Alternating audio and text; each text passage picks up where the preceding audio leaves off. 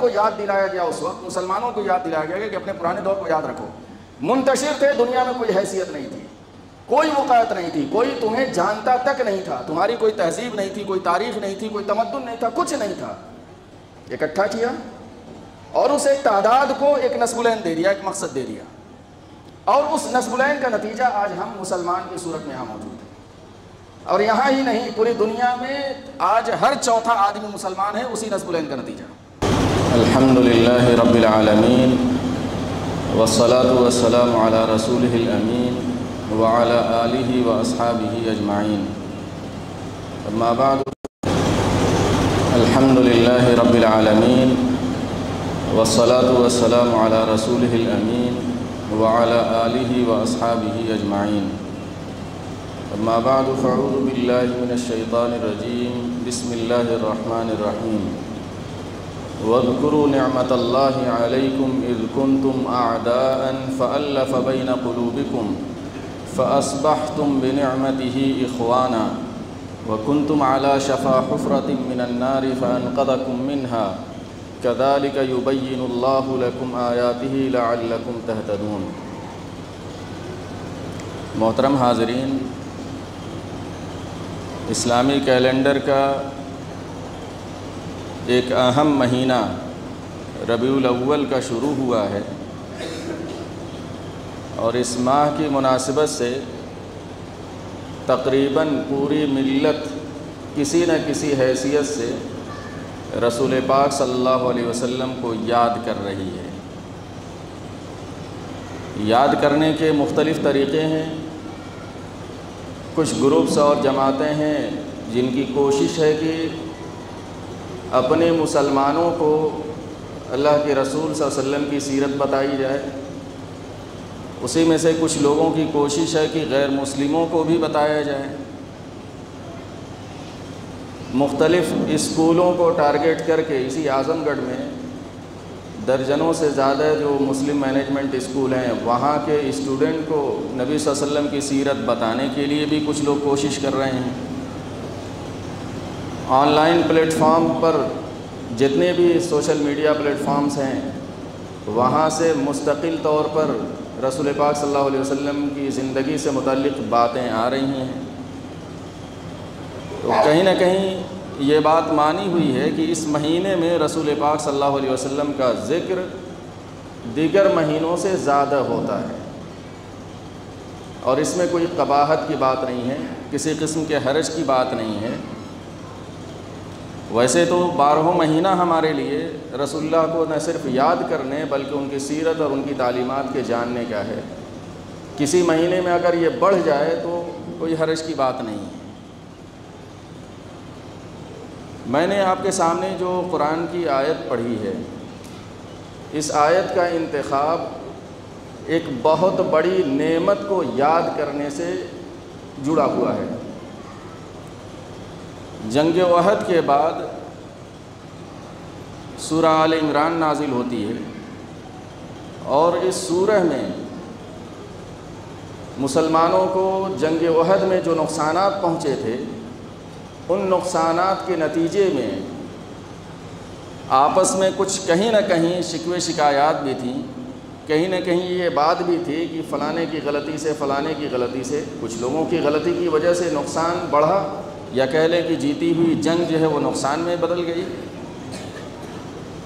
تو وہاں پر بہت ساری جو ہدایات اللہ تعالیٰ نے دی مسلمانوں کو، اس میں سے یہ سمجھ لیجئے کہ پہلی ہدایت ایک طرح سے ہے، یا کہہ لیں کہ اس آیت کا جو ٹکڑا میں نے پیش کیا ہے یہ دوسری ہدایت ہے، اس معنی میں کہ تم اپنی پچھلی زندگی کو ذرا یاد کرو، پچھلی زندگی کو یاد کرو کہ تمہاری حالت تھی کیا۔ کس طرح سے یاد دلایا ہے؟ کہا وَاذْكُرُوا إِذْ كُنْتُمْ أَعْدَاءً، یاد کرو جب تم لوگ آپس میں دشمن تھے، ایک دوسرے کے خون کے پیاسے تھے، ایک دوسرے پر حملے کر کے ایک دوسرے کے مال لوٹ کر کے تم اپنی زندگی گزارتے تھے، دشمن تھے۔ اور دشمنی کی جتنی شکلیں ہو سکتی ہیں لوگ سوچ سکتے ہیں وہ سب موجود تھیں۔ عربی شاعری میں اور اس وقت کی جو عربی تحریریں ہیں اس میں اس کی شکلیں بھری پڑی ہوئی ہیں۔ دوسری بات کہی وَكُنْتُمْ عَلَى شَفَا حُفْرَةٍ مِّنَ النَّارِ، کہ ایک تو دشمن تھے آپس میں، دوسرے تباہی کے آگ کے گڑھے کے کنارے تھے. تمہارے پاس کچھ تھا نہیں اپنے آپ کو بچانے کے لیے. دنیا کو دینے کی بات تو دور کی رہی، اپنے آپ کو بچانے کے لیے بھی کچھ نہیں تمہارے پاس تھا، بلکہ تم خود تباہی کے دہانے پر بالکل کھڑے تھے. اور پھر اللہ تعالیٰ نے ان دو چیزوں کو گنانے کے بعد دو نعمتیں بتائیں. پہلی نعمت یہ بیان کی فَأَلَّفَ بَيْنَ قُلُوبِكُمْ، دشمن تھے، اللہ تعالیٰ نے تمہارے دلوں میں محبت ڈال کر کے تمہیں جوڑ دیا، اکٹھا کر دیا، اور اس کے نتیجے میں تم آپس میں دشمن کے بجائے بھائی بھائی ہو گئے. اور دوسری جو بات کہی ہے فَأَنْقَذَكُم مِّنْهَا، جو جہنم کی گڑھے کے کنارے تم کھڑے تھے، آگ کے گڑھے کے کنارے کھڑے تھے، تمہیں اس سے بچا لیا. کس کے ذریعے سے یہ سارا کارنامہ انجام پایا؟ رسول پاک صلی اللہ علیہ وسلم کی ذات کے ذریعے سے. دراصل یہی دو چیزیں آپ کے سامنے میں تھوڑا سا اوپن کرنا چاہ رہا ہوں، تھوڑا سا کھولنے کی کوشش کروں گا. اس میں ہو سکتا ہے کہ کچھ دل جلی باتیں بھی آ جائیں، اور وقتاً فوقتاً اب تو مہینہ نہیں انتظار کرنا پڑتا، اب تو ہر دوسرے تیسرے دن ایسے واقعات آتے ہیں کہ وہ روزانہ زخمی ہوتا رہتا ہے، یا جو بھی احساس رکھنے والے ہوں گے ان کے دل روزانہ زخمی ہوں گے. تو وہ احساس کبھی کبھی کچھ تلخ جملوں میں، کچھ تلخ الفاظ میں آ جاتے ہیں. تو وہ تلخ الفاظ اور جملے بھی بعض لوگوں کے لیے چٹکلے ثابت ہوتے ہیں، شاید کچھ لوگوں کے لیے ہو سکتا ہے کہ سوچنے سمجھنے کا ذریعہ بنے.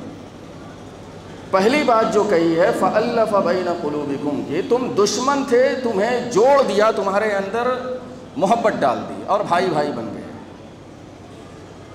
مطلب یہ ہے کہ اس دنیا میں بہت بڑی بد نصیبی اگر کسی قوم کی قرار دی جائے تو اس کا آپس کا انتشار ہے، آپس کی دشمنی ہے.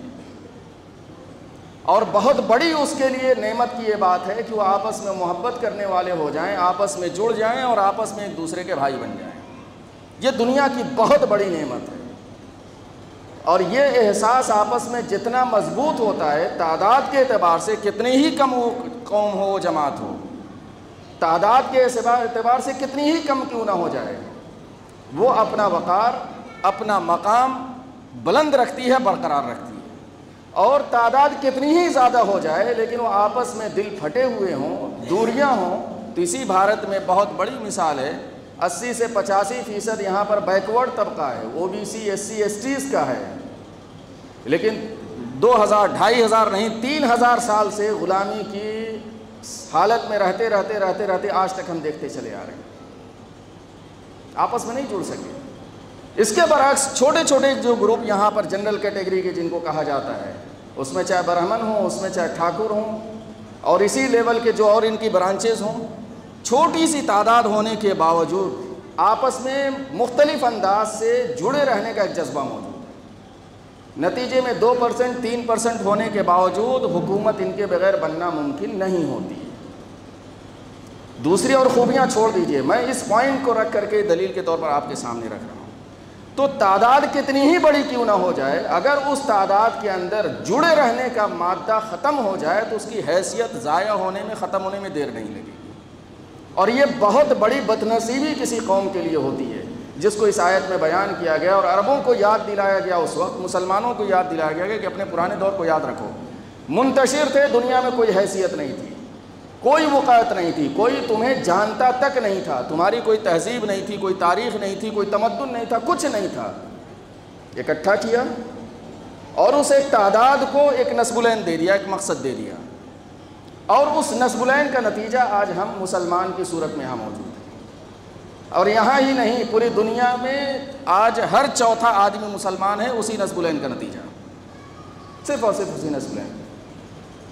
1400 سال پہلے یہ تبدیلی پیش آئی، یہ انقلاب پیش آیا، اور ٹھیک اسی کیفیت کو دیکھ لیجئے عالمی سطح سے گاؤں تک لے کر کے چلی آئی ہے. میں وقت رہتا تو میں عالمی سطح سے لے کے یہاں تک مثالیں ایک ایک دیتا چلا جاتا کہ دل ٹوٹا، دل پھٹے، انتشار برپا ہوا. نتیجے میں اپنی پوری انسانی تاریخ کی ہماری سب سے بڑی تعداد ہونے کے باوجود سب سے کمزوری کی حالت میں ہم اپنے آپ کو محسوس کر رہے ہیں. پوری انسانی تاریخ میں کبھی ہم اتنے نہیں تھے. ایون بھارت میں ہر اس وقت 5واں شخص مسلمان ہے، 5واں یا 6واں شخص مسلمان ہے. یہ پوری تاریخ میں کبھی نہیں تھا. ہسٹری کا ریکارڈ کوئی لا کے دکھا دے کبھی یہ تعداد رہی نہیں تھی. یہ تعداد بہت کم تعداد تھی.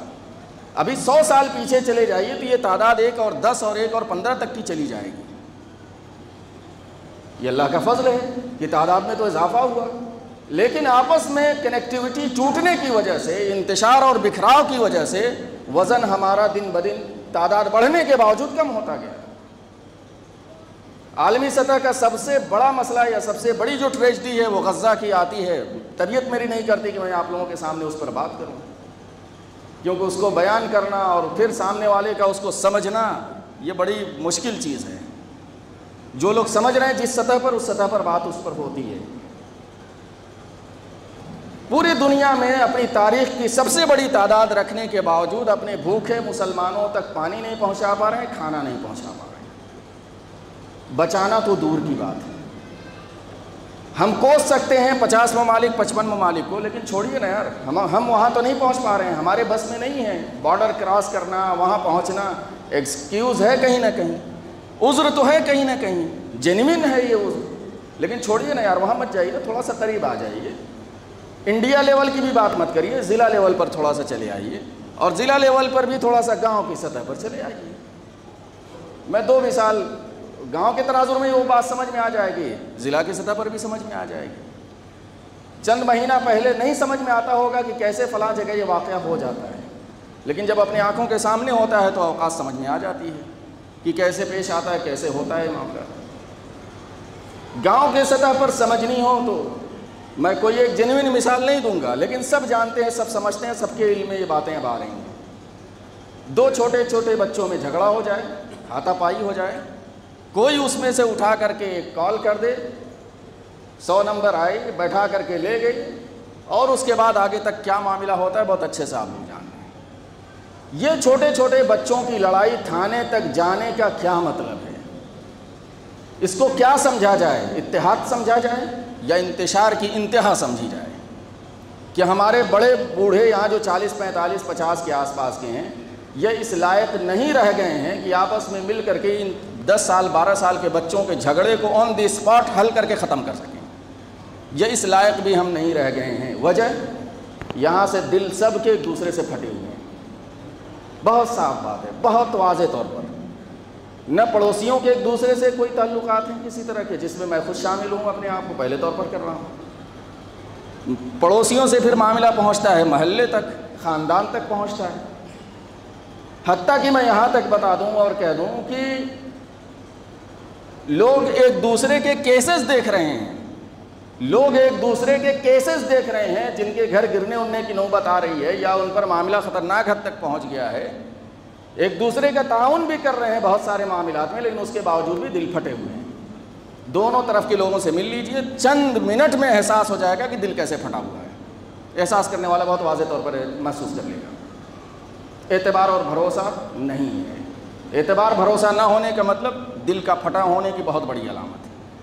تو جہاں ہم اپنے 10 سال 12 سال کے بچوں کو سنبھال نہ سکیں تو اس گاؤں کے دلوں کی حالات کیا ہوں گے، آپس کے رشتوں کا کیا عالم ہوگا، بس تصور کر لیے. اسی گاؤں میں واقعات ہو رہے ہیں. اسی سے اور آگے بڑھ جائیے کہ 12 سال 15 سال کے بچے اب اس طرح کے واقعات اوپن ہو رہے ہیں تیزی سے، جو کہیں نہ کہیں اس چکر میں ہے کہ کیسے ناجائز تعلقات قائم ہو جائیں. اب یہ کوئی ڈھکے چھپے واقعات نہیں رہ گئے ہیں. یا آپ کے محلے پڑوس میں ہر محلے میں 2-4 کیس مل جائے گا ایسا، یعنی یہ اوپن ہو رہا ہے. میں پردے کے پیچھے کے کیسز نہیں چھیڑنا چاہتا کہ جو کبھی کبھی انفرادی طور پر پتہ چلتے ہیں کہ فلاں کا فلاں سے ایسے معاملہ ہوا ایسے، اور کبھی کبھی وہ پردے کے پیچھے ہی معاملات حل کرنے کی کوشش کی جاتی ہے. لیکن جو 10 لوگوں کے بیچ میں آ گیا معاملہ، 50 لوگوں کے بیچ میں آ گیا معاملہ، اس طرح کے واقعات بڑھ رہے ہیں یہاں پر. یہ کس بات کی علامت ہے؟ بڑے لوگوں کا آپس میں کوئی تال میل نہیں ہے کہ چھوٹے بگڑ رہے ہیں، راستے سے بھٹک رہے ہیں، تو آپس میں وہ احساس یا مروت جو مل جل کر کے قائم ہونی چاہیے تھی وہ نہیں ہے، وہ ختم ہو گئی. اور اس کا نتیجہ زندگی کے ہر مسئلے میں نکل کر کے آئے گا. کبھی بھی اس گاؤں میں مسلمانوں سے متعلق کوئی ایشو کھڑا ہوگا، کوئی بھی ایشو کھڑا ہوگا تو 10 لوگوں کا آن دی اسپاٹ کھڑا ہونا مجھے تو اب ناممکن نظر آ رہا ہے. مجھے ناممکن نظر آ رہا ہے.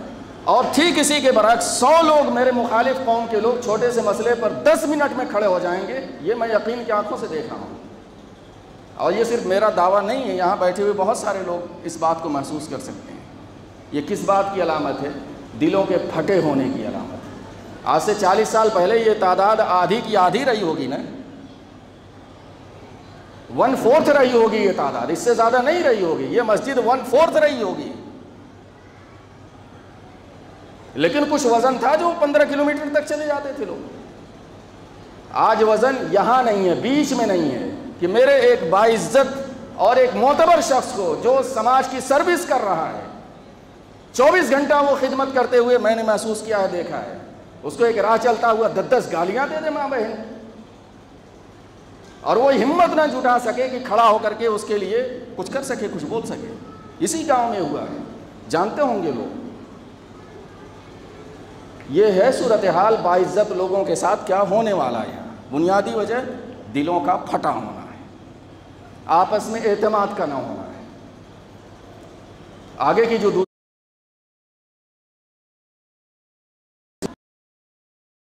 عربوں کو اس وقت یاد دلائی گئی تھی. خیر دوسرا واقعہ میں اس کو بھی بتانا ضروری سمجھ رہا ہوں تاکہ یہ نئی نسل کچھ سمجھے, کچھ جانے. خاص طور سے 18-20 کے آس پاس کے جو ہیں, اب کچھ پڑھ لکھنے کا اگر مزاج ہے تو شاید یہ سمجھ جائیں کہ ان کے لیے کتنے بڑے بڑے کام ہیں اور مستقبل میں کتنے کام کرنے پڑیں گے. ہم لوگوں کو اندازہ نہیں تھا دوسرے ضلعوں میں, دوسرے جگہوں پر یہ گھروں کو کیوں بلڈوز کر دیا جاتا ہے, کیوں گرا دیا جاتا ہے, اتنی آسانی سے کیسے گرا دیا جاتا ہے. وہاں کے آس پاس کے مسلمان کیوں نہیں کھڑے ہوتے. 20 اگست کا واقعہ یہیں بھاواپور کا ہے. 20 اگست کا واقعہ ہے. لڑائی ہوئی, پہلے اس اپنے سماج کے بندے کو دوسرے سماج کے بندوں نے مارا, اس نے بھی پھر اس کے بعد تاؤ میں آ کر کے اس کی مڑئی کو جو ہے گھسیٹ دیا ٹریکٹر لگا کر. اتفاق سے ویڈیو بن گئی اور چلی گئی وہاں تک, اور چند گھنٹوں میں دھڑ دھڑا کر کے پورا کا پورا معاملہ برابر. سارا قانون بھاڑ میں گیا. وہ آرٹیکل 14 جس میں ایکوالٹی کی بات کی گئی کہ قانون سب کے لیے برابر ہوگا, وہ آرٹیکل 21 جو سب سے بڑا جو ہے وہ آرٹیکل مانا جاتا ہے, رائٹ ٹو لائف کی زندگی گزارنے, یعنی اس میں مکان بنانے, رہنے, رہائش وغیرہ کا سب کچھ اس میں موجود ہے. اور پھر اسی کے ساتھ ساتھ ڈیو پروسیس جس کو کہا جاتا ہے کہ کوئی بھی کام ہوگا تو اس کو ایک پروسیس کے ذریعے سے کیا جائے گا کہ ہاں اگر غلط ہے تو اس کو گرایا جائے. وہی ممانعت کی بات ہے. لیکن ایک چیز بھی فالو نہیں کی گئی, اور اکثریتی اپنا جو سماج ہے یہاں پر, اکثریتی مطلب مسلمانوں کی اکثریت آس پاس میں ہے, بہت بڑے بڑے گاؤں, ہمارا بھی گاؤں بہت دور نہیں ہے اس سے,